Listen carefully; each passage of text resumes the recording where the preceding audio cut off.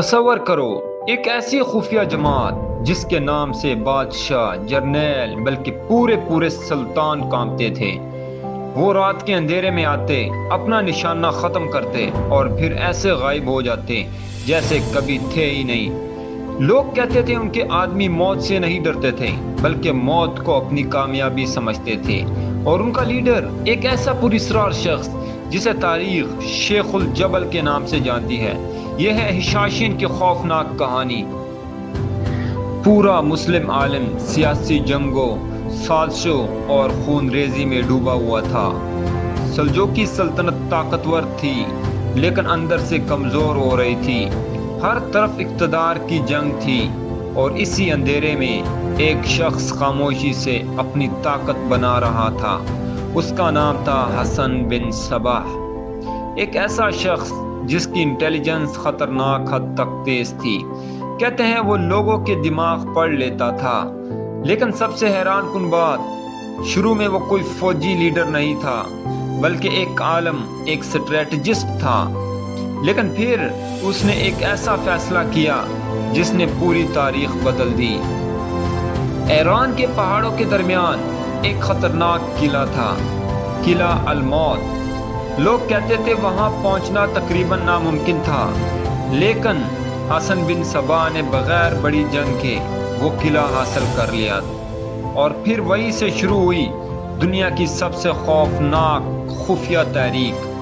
وہ اپنے نوجوانوں کو خاص طریقے سے تیار کرتا تھا، صرف لڑنے کے لیے نہیں، مرنے کے لیے۔ کہتے ہیں اس کے ماننے والے اس پر اندھا یقین کرتے تھے۔ اگر وہ کہتا پہاڑ سے کود جاؤ تو وہ بغیر سوچے کود جاتے تھے، کیونکہ انہیں یقین تھا کہ موت کے بعد انہیں جنت ملے گی، اور یہی چیز انہیں دنیا کے سب سے خطرناک قاتل بناتی تھی۔ ہشاشین عام جنگ نہیں لڑتے تھے، وہ ہزاروں فوجیوں سے نہیں ٹکراتے تھے، وہ صرف ایک شخص کو نشانہ بناتے اور پوری سلطنت کو خوف میں مبتلا کر دیتے۔ وزیر، بادشاہ، جرنیل، کوئی محفوظ نہیں تھا۔ ان کا سب سے مشہور شکار سلجوقی وزیر اعظم نظام الملک۔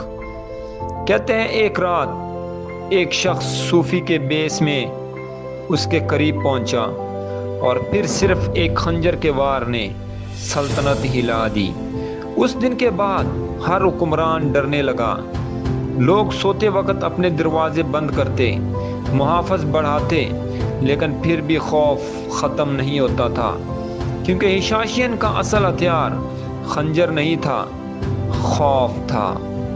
پھر کروسیڈرز آئے، یورپ کی طاقتور فوجیں، لیکن حیران کن بات، کئی صلیبی لیڈر بھی ہشاشین سے خوف زدہ تھے۔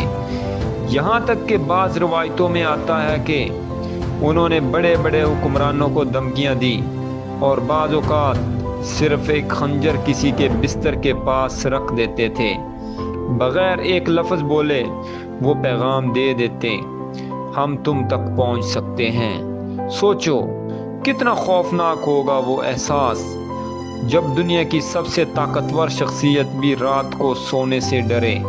لیکن پھر لوگوں نے ہشاشین کے بارے میں ایک عجیب افواہ پھیلانا شروع کی کہ انہیں حشیش دے کر مشنز پر بھیجا جاتا تھا، اور اسی وجہ سے انہیں ہشاشین کہا جانے لگا۔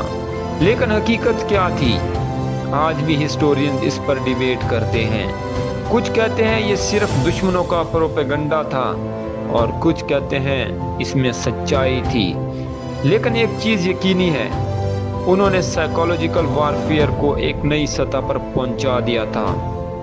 لیکن پھر وہی چیز ہوئی جو ہر طاقتور سلطنت کے ساتھ ہوتی ہے، منگول آ گئے، اور جب منگول حملہ کرتے تھے تو صرف شہر نہیں، تاریخ مٹ جاتی تھی۔ قلعہ الموت بھی بچ نہ سکا، کتابیں جل گئیں، راز دفن ہو گئے، اور ہشاشین کی طاقت ختم ہو گئی۔ لیکن اصل خوفناک بات یہ ہے، آج بھی دنیا میں ایسے لوگ موجود ہیں جو جنگ ہتھیاروں سے نہیں، لوگوں کے دماغوں سے لڑتے ہیں، اور شاید اسی لیے ہشاشین کی کہانی آج بھی زندہ ہے، کیونکہ کچھ جنگیں کبھی ختم نہیں ہوتی۔